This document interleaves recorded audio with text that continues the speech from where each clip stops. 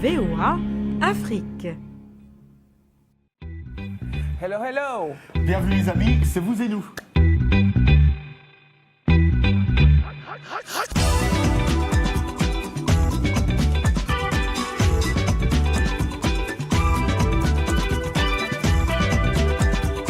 Cette semaine dans Vous et Nous, 300 femmes africaines inaugurent leur club international à Marrakech Lodge. Femmes puissantes, yes. Et nous parlerons aussi de ce peuple de la forêt en Afrique centrale qui veulent être reconnus et respectés. Nous sommes tous des pygmées. Et nous sommes tous passionnés de cinéma, surtout quand il parle de nous. Nous serons via Skype avec le créateur du Waga Film Lab qui vient de se terminer à Ouagadougou. Et en studio, on aura du beau monde aussi. On aura Dili Diko avec, pour hashtag Vous et Nous, Michel Joseph pour l'Anglais Express. Et guess what? Arzuma Compaoré de retour. Yay! Beau monde, indeed. Et des beautiful people aussi, puisque nous finirons l'émission avec la DC Fashion Week. Et j'ai eu la chance d'assister au premier défilé d'une marque locale qui s'appelle Cordier International. J'ai sélectionné quelques robes. Ça te permettra d'économiser. Quelques robes, ça te permettra d'économiser jusqu'à mon anniversaire. Mais oui, bien sûr. Mais d'abord, allons à Marrakech, une ville, Anna, que je rêve de visiter. Allez, on y va. Allons-y. Et puis en plus, pour la bonne cause. C'est là que nous commençons, au Maroc, avec le premier Women International Club. Pour la première fois, 300 femmes africaines influentes et leurs homologues du monde entier se sont réunies pendant 3 jours autour du thème « Investir pour une meilleure gouvernance avec les femmes africaines ». La suite, c'est Sabrina Hakim qui la raconte. C'est à Marrakech que s'est tenue la première édition de Women in Africa, une initiative mondiale visant à encourager les femmes entrepreneurs du continent et du monde. 370 personnes représentant 35 pays se sont retrouvées pendant 3 jours dans la ville Ocre. Voilà, nous essayons de participer à un mouvement qui doit prendre conscience de l'importance que l'Afrique doit et va se stabiliser par les femmes. Et nous avons une croyance totale dans leur capacité à réussir. L'Afrique, c'est le futur. Et c'est le futur du monde. De nombreux débats et ateliers se sont enchaînés, évoquant les difficultés mais aussi et surtout les solutions pour faire avancer l'entrepreneuriat féminin en Afrique. En tant qu'homme, je pense que c'est une fantastique initiative. Je pense que les systèmes créés par des hommes pour les hommes tentent à désavantager les femmes, alors que les systèmes créés par les femmes pour les femmes sont rarement au désavantage des hommes. Donc je pense qu'aider les femmes à connaître les opportunités offertes aux hommes et à connaître les structures qui sont là, c'est vraiment fantastique. Lors d'une cérémonie, 6 finalistes ont eu l'opportunité de présenter chacune un projet innovant à une assemblée d'investisseurs et de possibles partenaires. Ce que nous faisons, c'est encourager les enfants à apprendre à travers le divertissement et les pousser à aimer apprendre quels que soient les outils technologiques dont ils disposent. Donc nous créons des dessins animés éducatifs. Nous avons été sélectionnés comme la société qui, dans le domaine de l'éducation, offre un travail innovant à travers l'Afrique. Donc c'est vraiment excitant et c'est un privilège d'être ici et de faire part de cette communauté de femmes fortes qui gèrent des business, de grandes entreprises et créent des solutions innovantes. L'Afrique regroupe aujourd'hui le plus grand nombre d'entrepreneuses à travers le monde. Un espoir de développement pour le continent au féminin. Merci Sabrina. Et pour vous que ce sujet intéresse et que cette rencontre intéresse, une adresse www.wia-6club.com. Tout à fait autre chose à présent, les peuples de la forêt qui ont décidé de lutter contre l'acculturation, l'exclusion et la marginalisation dont ils sont victimes au quotidien. À travers un festival regroupant tous les peuples de la forêt du Cameroun, du Gabon, du Congo et de la RCA, ils cherchent à revaloriser leur riche culture et se faire connaître du monde entier. C'est un reportage de Joël Honoré-Quam. Récit Lionel Gaïma. Au Cameroun, le peuple de la forêt, qui sont en majorité des pygmées, sont marginalisés, exclus au point où leur habitat naturel, la forêt, se trouve menacé de disparition. Les conséquences sur la vie culturelle de ces peuples sont considérables.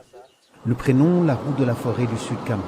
Notre première halte est à Mengengue, dans un campement où vivent recluses quelques familles de pygmées. Les premiers occupants de la forêt n'ont pas la vie facile. Ils sont pourchassés par la tribu Bassa qui veut occuper et exploiter tout leur espace vital. Regardez où nous vivons. Les Bassa nous ont tout pris au point de nous chasser de nos terres. On n'a plus rien. Même nos enfants ne vont pas à l'école. L'école est très loin d'ici, à 8 km. Comment des enfants de 3 à 4 ans peuvent faire 10 km de marche pour aller à l'école? Et avec l'hôpital, c'est pareil, c'est très loin. On nous demande toujours de l'argent alors que nous n'avons rien. C'est pour cela qu'on se retourne vers nos plantes pour nous soigner. Donc nous ne sommes plus rien, nous n'avons rien. L'hôpital ne fonctionne d'ailleurs pas. Nous sommes accueillis dans cette esplanade par des chèvres. La marginalisation de ces habitants a un impact dévastateur sur leur culture diversifiée qui tend à disparaître. C'est pour pallier cette situation que le professeur Nkamba a décidé de créer le Festival de Peuples de la Forêt, dont l'objectif est de remettre en valeur cette couche de la population qu'on a trop longtemps négligée. Nous avons engagé un travail de fond, de valorisation de la culture des peuples de la forêt, du bassin du Congo, une culture souvent méconnue, spoliée, délaissée, oubliée, marginalisée, au profit des cultures qu'on qualifierait de culture électronique, favorisée par l'avènement des nouvelles technologies et de la télévision. L'édition 2017 du festival Nkumokwa par son thème culture et éducation, gage du développement durable. Seuls les jeunes et l'éducation, à travers de tels festivals, pourront redonner une lueur d'espoir véritable à ces peuples qui ne demandent qu'à s'exprimer et vivre. Parlons de peuples de la forêt, Anna. Des gardes forestiers financés par des fonds mondiaux pour la nature sont accusés des violations de droits de l'homme systématiques et généralisées envers les pygmées au Cameroun, en République démocratique du Congo et en Centrafrique. C'est ce que rapporte l'ONG Survival International. Un scandale à plusieurs titres. Mais voilà. Passons maintenant, ce qui n'est pas scandale, en tout cas, c'est Dili Diko. Dili Diko qui est là avec nous. Éventuellement scandaleusement belle. Mais c'est tout. Mais c'est tout, ça s'arrête là. Ça s'arrête là. Très bien, Diana. N'est-ce pas? Dili Diko qui nous parle des manifestations. Bonjour Roger, on parle des manifestations. Tiens. Anna, Et moi, ça va? on ne dit pas bonjour. Bah si, justement, j'y viens. Roger d'abord. D'accord. Roger d'abord. Why that?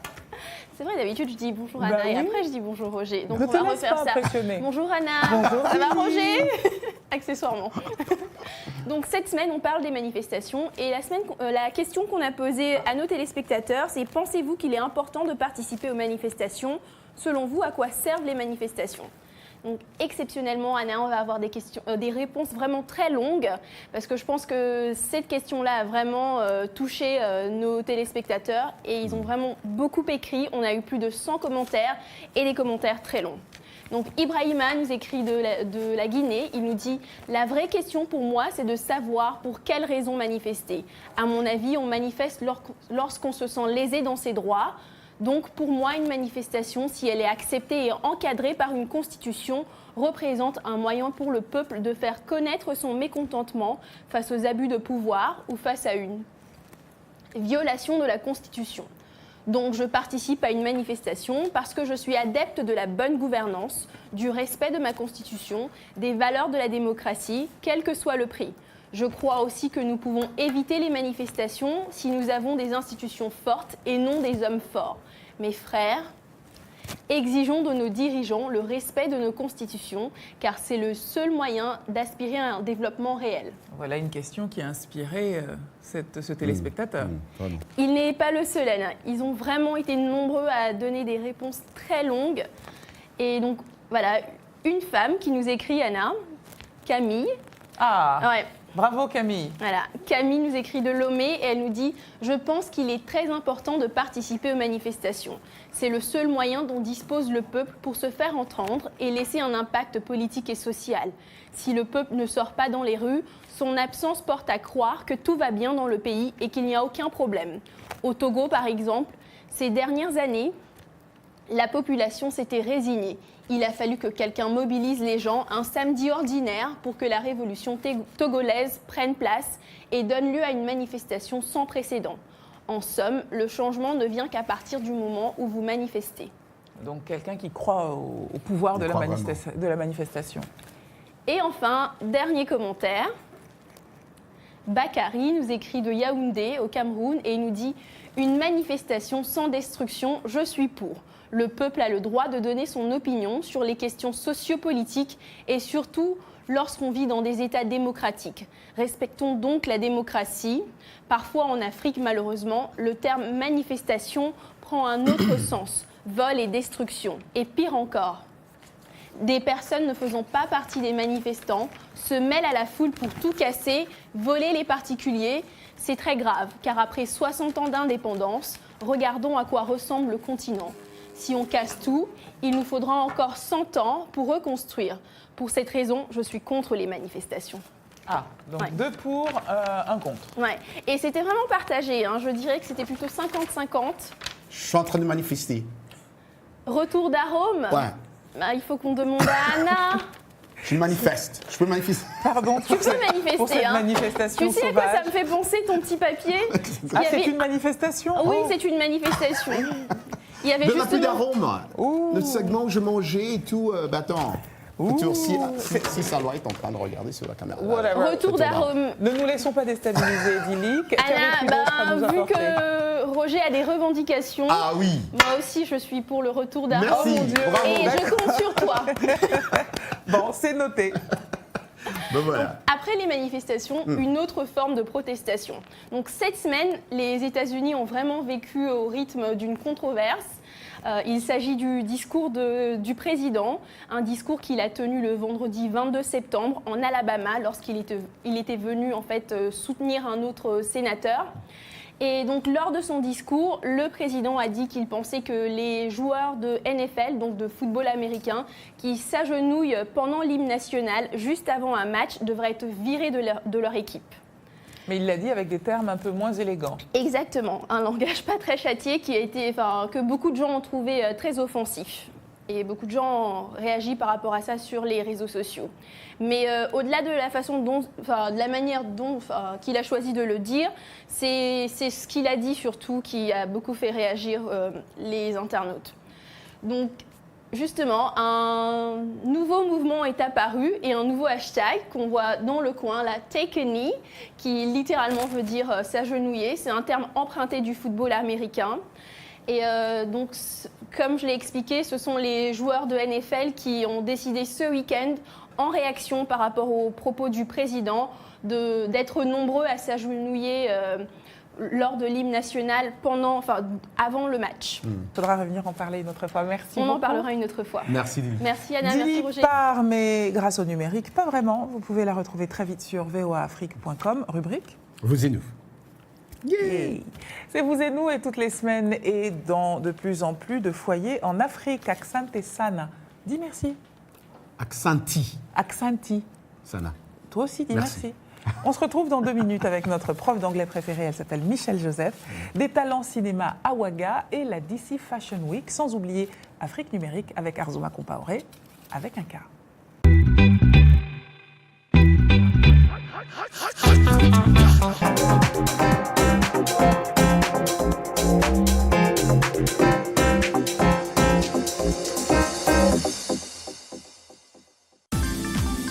La VOA sur votre portable avec l'application Mobile Streamer. Écoutez nos programmes n'importe où, quand vous le voulez. C'est gratuit avec Internet. L'application est disponible sur iPhone ou Android. Ou alors, composez les numéros de téléphone suivants. VOA Afrique, 24 heures sur 24, sur votre portable.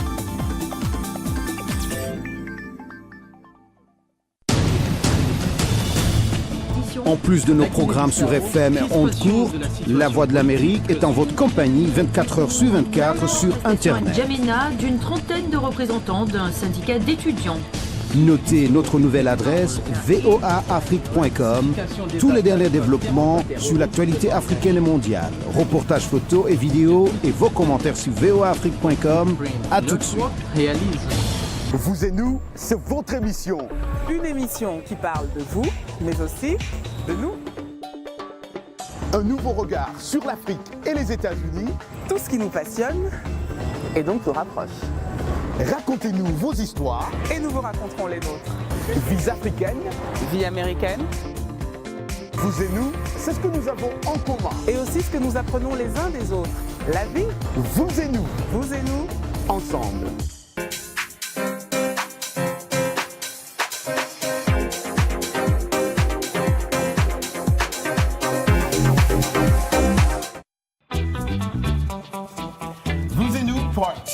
Michel Joseph.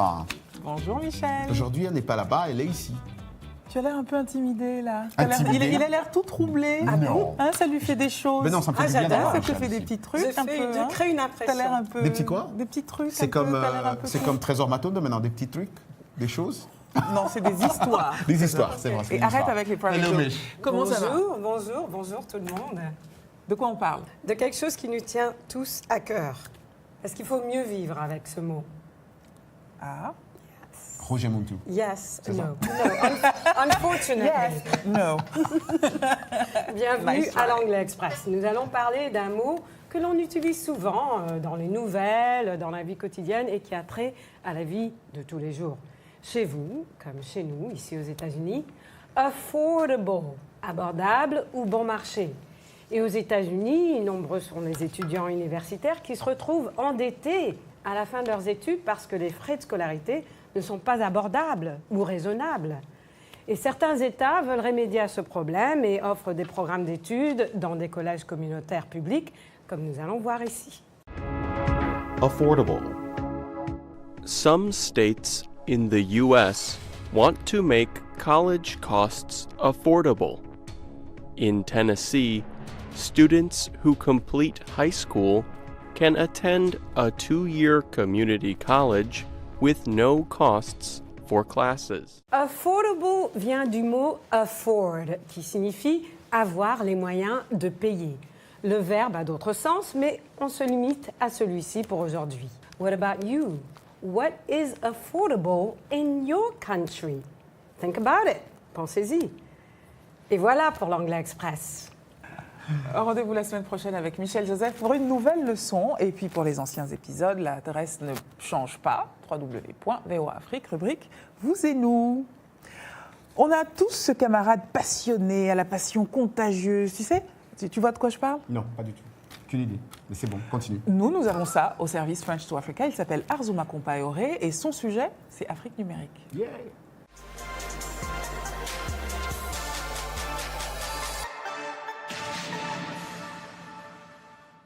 Hello Arzouké. Salut Anna, salut Roger. Alors de quel aspect éblouissant, épatant, étonnant du numérique tu vas nous parler aujourd'hui? Aujourd'hui, on va parler d'assistant personnel. D'assistant personnel? Et de... Mais moi, j'ai déjà une assistante personnelle. Ouais, c'est vrai que on peut considérer secrétaire. Mais ici, on parle de secrétaire intelligent. Pour dire que... Non, je parle des machines là. Okay. Donc, on n'est pas en train de parler d'autre chose. D'accord, pour dire que mon assistante n'est pas intelligente. Non, la plupart des outils qu'on a, on peut les considérer comme des assistants. Mais jusque-là, on n'avait pas vraiment développé cette culture d'assistant intelligent où on peut vraiment avoir des interactions de façon presque automatisée, humaine. humaine. Parce que maintenant, avec toute cette nouvelle technologie, on peut poser des questions avec la voix et puis avoir l'assistant nous proposer toute une série en fait, de réponses selon nos questions et selon ce qu'on désire. Donc, c'est quelque chose qui est vraiment...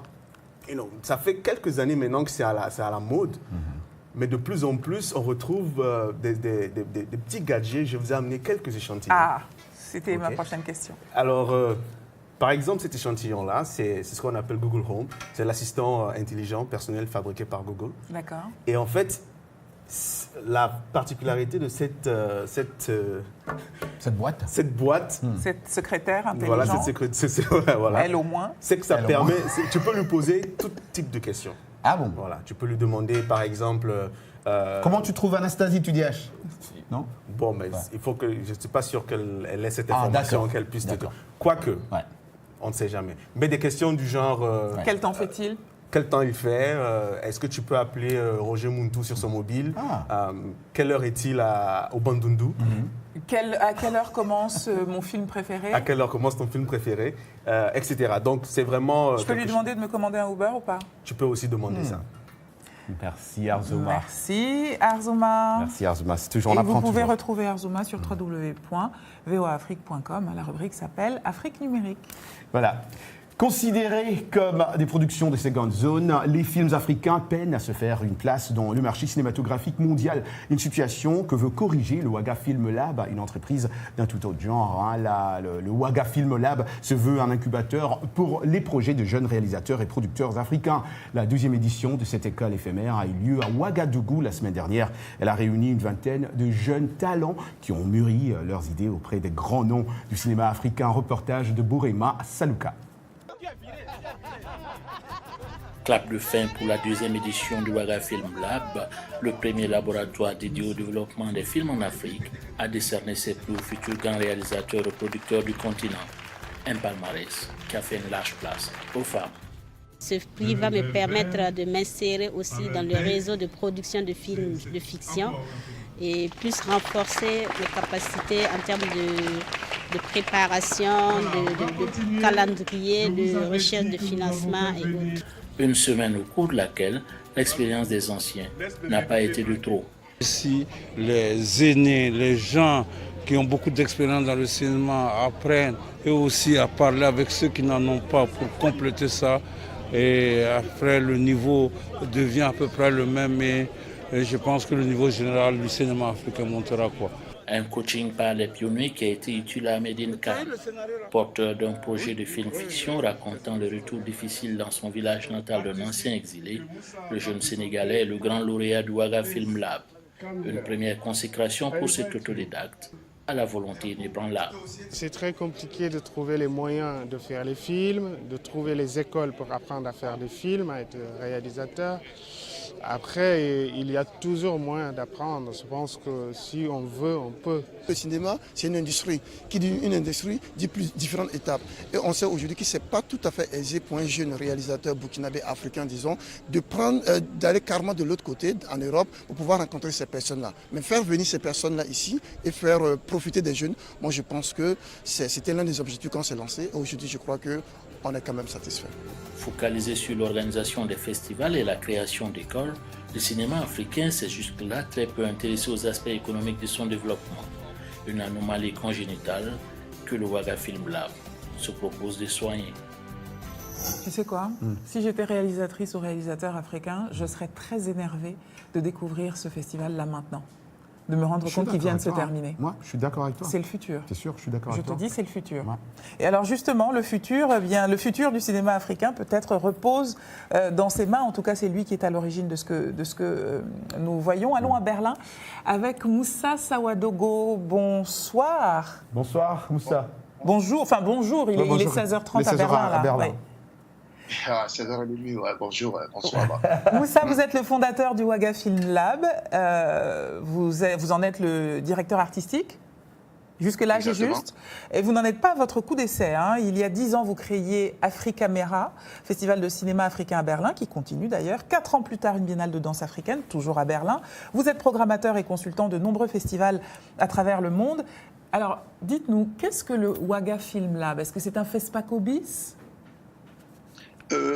Non, loin d'être un FESPACO bis, le Waga Film Lab, c'est tout simplement un maillon qui manquait, je dirais tout simplement, à la création cinématographique africaine. Nous ne sommes pas une plateforme de visibilité, de diffusion de cinéma africain, mais c'est beaucoup plus une plateforme de développement et de coproduction de projets cinématographiques africains. Le projet, je dirais tout simplement, il est né du constat de la situation, disons, désolante de la qualité du cinéma africain sur le plan local ou sur le plan international. Donc, à un certain moment, essayer d'inventer ou de trouver un concept pour améliorer ses contenus et esthétiques. Ainsi est né le Waga Film. Alex, le cinéma, et on l'oublie souvent sur le continent, à l'intersection de la création et des finances, n'est-ce pas ? Je disais tout à l'heure le financement en fait, je parlais beaucoup plus sur les accès au guichet du cinéma africain qui est devenu très difficile. La plupart du financement du cinéma africain vient du Nord et cela aussi se passe dans de différentes conditions qui sont devenues très exigeantes. La France, l'Allemagne, l'Angleterre, toutes ces institutions ou tous ces pays qui mettaient de l'argent dans le cinéma africain font beaucoup attention. Ces institutions n'ont plus d'argent véritablement pour financer le cinéma. Donc il faut trouver une autre voie en fait, de financement du cinéma africain, d'abord sur le plan national ou voire local, pour essayer quand même de donner plus de contenu au projet artistique afin qu'il soit financé par la Commission du Nord. Merci beaucoup Alex Moussa Sawadogo. Et rendez-vous pour Afrique Caméra dans 2 mois, c'est en novembre. N'est-ce pas, à Berlin. Les passionnés de cinéma et de cinéma africain en particulier peuvent retrouver le palmarès et le projet du Waga Film Lab. À quelle adresse de wagafilmlab@generationfilm.net. Merci beaucoup Alex. et bonne Wiedersehen. Bonne journée à vous à Berlin, bonne soirée plutôt. Tu te rends compte, il est arrivé à Berlin aujourd'hui, quelques heures avant l'interview, il a dit OK tout de suite. Bravo. Tu donnerais c'est un Burkinabé. Tu me donnerais une Ce sont les hommes interview en intègres. sortant Ce sont les hommes intègres, Ah, ils sont comme ça. C'est vrai. C'est ça. Quel professionnalisme. Autre chose, tu sais que je suis passionnée de mode. Non, pas du tout, ça je savais pas. Toi aussi d'ailleurs. Passionné de mode, oui, mais pas de... On en parlera. Alors, continue. D'accord. Toi aussi, tu es passionné de mode. Je suis congolais. Dapper Je suis congolais. Excuse me. Attends, Congomani. OK. J'ai été invitée à assister à un défilé de mode pendant la DC Fashion Week. Oui. Pendant la DC Fashion Week, qui a eu lieu du 21 au 24 septembre ici à Washington, D.C. La marque présentée était Couture International, le bébé du créateur de la DC Fashion Week, le bouillonnant Ian Williams. Est-ce que tu as des questions? D'abord, quelle est l'ambition derrière Alors, l'ambition de Ian Williams, je la trouve assez magnifique, c'est de faire d'ici une autre capitale de la mode, parce qu'on sait bien que New York est le mastodonte, mais c'est de faire, il a une très jolie expression, il dit qu'il veut faire de d'ici les Jeux Olympiques de la mode ou les Nations Unies de la mode. Quel était le programme? Il y a eu 4 lieux dans lesquels il y a eu des défilés. Près de 2000 personnes y ont assisté. Et selon les lieux, eh bien, les défilés changeaient, variaient. Il y a eu les hommes, il y a les jeunes aussi, très important, les jeunes. Je t'emmènerai. Si tu es gentil, je t'emmènerai. Mais voilà, c'est déjà la fin de cette émission. Je fais un grand coucou aux amis qui nous suivent en ce moment même à Kinshasa sur B1 parce que Guy Toto de B1 est avec nous ici à Washington. Et il nous regarde certainement. Il nous regarde. Il est là derrière, là. Malheureusement, il n'est pas venu ici. C'est dommage qu'il soit pas. On verra les photos. Tu crois que c'est par timidité? Il aurait rougi? Ouais, je pense bien. Parce que tu sais, Guy, il aime beaucoup plus être derrière. Il n'aime pas être devant la caméra, il aime derrière. Mais on est ravis qu'il soit là. Voilà, B1 est ici. Yes, Afrique. B1 is in the building. Comme d'habitude, on vous dit rendez-vous la semaine prochaine. Ciao, ciao.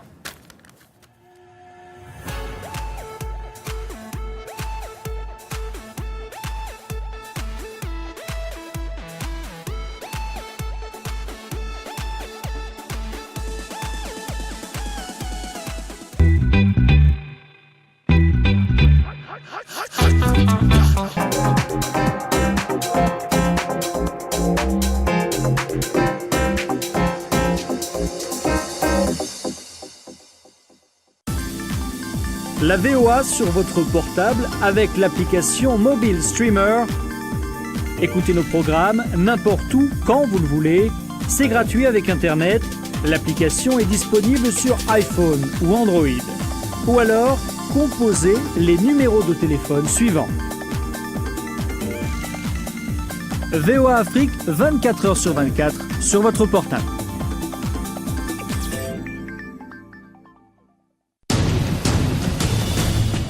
En plus de nos programmes sur FM et ondes courtes, La Voix de l'Amérique est en votre compagnie 24 h sur 24 sur Internet. N'Djamena, d'une trentaine de représentants d'un syndicat d'étudiants.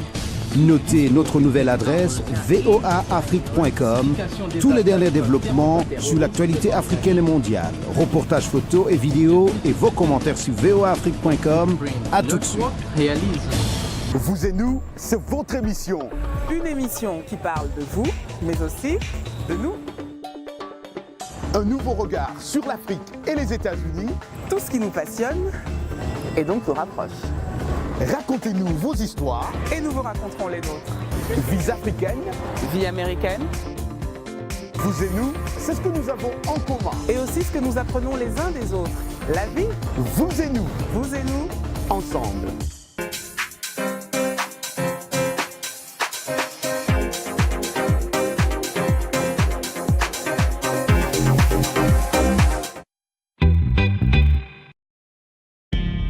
VOA Afrique.